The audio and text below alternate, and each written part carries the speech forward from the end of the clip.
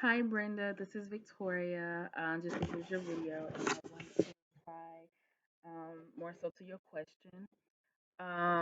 Your question was, why do counselors still feel the need to continue work after signs of impairment have surfaced?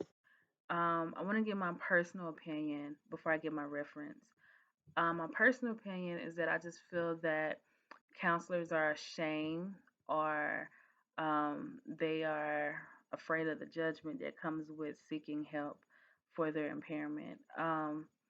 There's a phrase that says about doctors that doctors make the worst patients because they understand what's about to happen, yet they give these treatments all the time. But when the roles reverse, um, they know too much. They simply know too much and they make the worst patients. And I feel like that's the same for counselors is that when the roles reverse and now that they're in the I don't want to call it hot seat, but they're in need of help, I think there's a bit of shame there.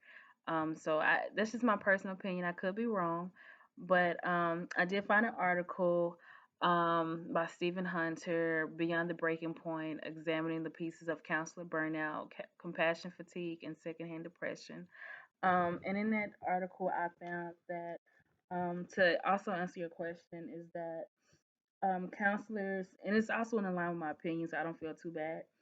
Counselors are a bit of perfectionists.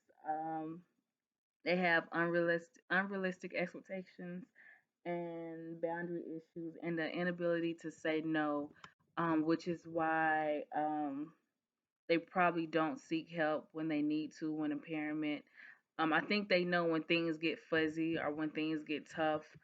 And I feel like before those things happen, you have to take care of yourself. But I think when you reach a burnout point, um, you need more than a day. Like the recovery time to get yourself together to reset takes time. And I just think that the shame that comes with that kind of keep counselors still working under impairment. Unfortunately, it's definitely an issue. I think counselors hide it well. I think um, they're not always as honest when you ask them, "Are you okay?"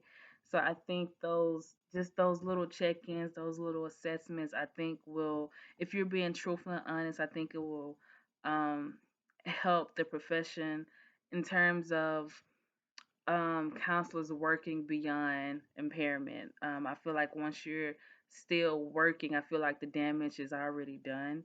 But again, I think it's just shame, afraid of the judgment that comes with it, um, afraid of what taking the time off that's needed to recuperate. Um, so yeah, that's my answer to your question and my reply to your video. It's a good question. And I think it's a lot to think about, and I think it should be a point in that profession where there should be mandatory check-ins where you should like workshops or something like that, and there should be like a some type of evaluation or assessment. So like, hey, are you really okay?